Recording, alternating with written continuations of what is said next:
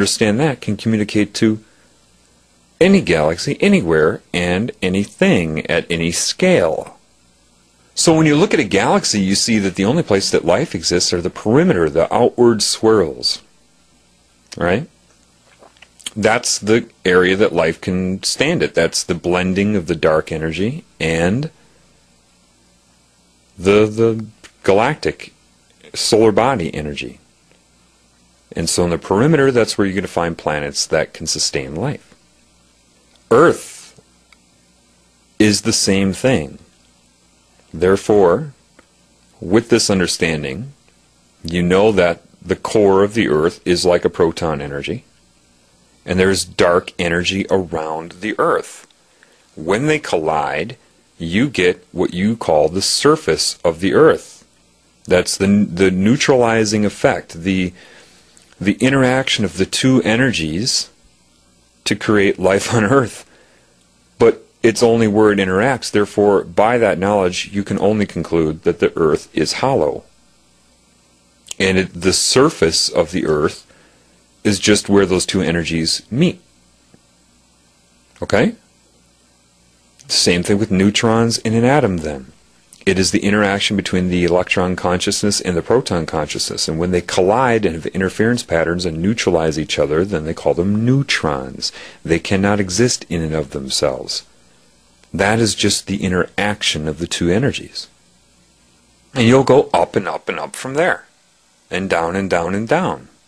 This is what infinity is. If you want to think of it as a graphical analysis, like a sine wave, think of you know what a sine wave is. If you don't, look it up real quick. Imagine the longest wavelength you can imagine. Well, we'll just make it simple for reference. Say it's a mile. All right, a mile long wavelength. And then you just, in order, get shorter and shorter, you know, of existence of possible wavelengths until the point where you get down to it's really close together, and an inch. Say the line you draw to represent that would be 1 inch thick, and the amplitude would be 5 inches. Meaning how high it goes up and how low it goes down. 2.5 above the neutral point and 2.5 inches below, making 5. The node and antinode. Well, if you bring it close together like that, now it's only an inch apart, then a centimeter apart, then a millimeter apart, then a micrometer apart, a nanometer apart, and your line is an inch thick. It's going to look like what? 1 5-inch thick line. Because it's so close together you can't perceive its separation anymore. Now imagine that starting the longest wavelength ever. 1 huge 5-inch thick line going up and down, and its amplitude would be 5 feet. Going up and down and up and down, and then getting it closer together, so you have these squiggly lines that are going up and down that start to come closer and closer and closer and closer together until what?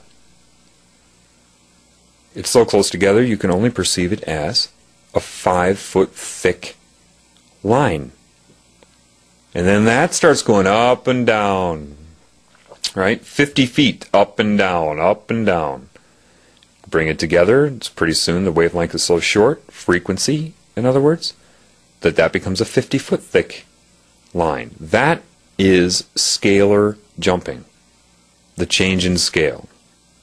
And that is infinity. I don't know if I can tell you to verify this. I've never seen this information anywhere in print or video or lecture or anything. This is given to me from that which I'm interacting with. This is what I'm trying to tell you. They tell you that God is, you know, the Bible, and therefore, you know, you have to be stupid and not question anything and not learn anything. No, the Creator knows all. It creates everything, and it's more than willing to enhance your life and give you knowledge and allow you to maintain individuality. It's what it's all about. You become anything but stupid when you connect to the Creator. I've had light explained to me. Why is it particles and wavelengths? I know why it is. Exactly why it is in my head. There is no explanation out there. Scientists bumble around that. Well, it's either particles or wavelengths, depending on how you look at it. No. I know exactly why it is. I'm not going to get into that now. See, the beauty of individuality is, how does the Creator communicate with me? It takes what I know and things that I've encountered in life, and then assembles those things together correctly to create a thought that I understand. And if it's information that has no words yet, if it has no, I've had no experience with it, it still puts the knowledge in me, and then I'm directed to see something in life that I can extract a metaphor from to explain what I know. That's how it works. It doesn't change your personality. It doesn't, I mean, it has no interest in that type of control. There's only one energy that has interest in that type of control. And that's what we got to get to next. Okay, what is cancer? Well, what is it?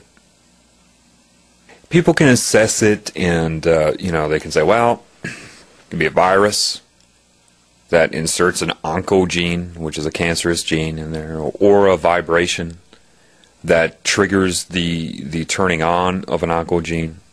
Or, you could sit in ultraviolet light and, or have some sort of damage done, and there are different repair mechanisms of DNA. You have basic repair, but if the damage is too bad, you have what's called gross repair, and it just starts inserting base pairs of DNA, and sometimes it's incorrect.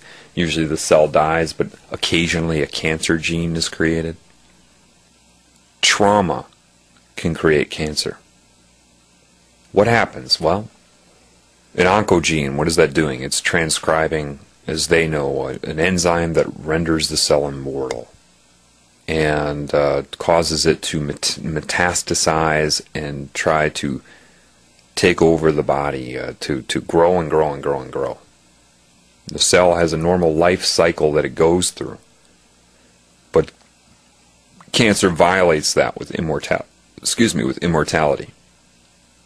But that's just what it's doing. It has nothing to do with why. It is only what.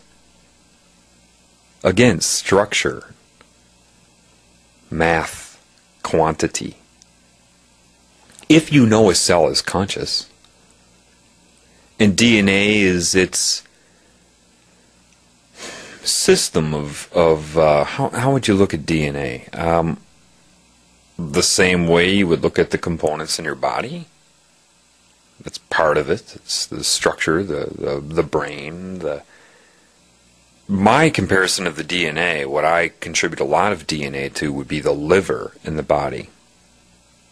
The liver has twice the DNA of all the other cells, and it produces over 90% of your blood plasma proteins. It's involved with so much. That would be a scalar jump of DNA to me. The liver. The liver is the most alive organ in the body. The brain is the most dead. The liver can regenerate. Your consciousness is not so much confined to the brain. Only for your five senses in that input, and then other things, thinking and whatnot. But your thoughts occur throughout your entire body, and around your body more specifically. Cancer is an insane energy, but it's not its fault. It is separate from this whole system that I'm talking about, this scalar reality of existence. And it doesn't understand that as it grows, it's going to destroy its own ability to live. So there's only one conclusion you can make, and that's absolute fear. A disconnection somehow from the love, the consciousness, the understanding, the knowing of why it exists, the beauty of its existence and everything. And the consciousness alters the DNA of the cell because it feels isolated, alone, and separate. If you damage a cell and it's trying to resist the death, imagine the fear of how it's played out if a cell is dreaming where it gets damaged by something. And it gets so damaged that it's traumatized.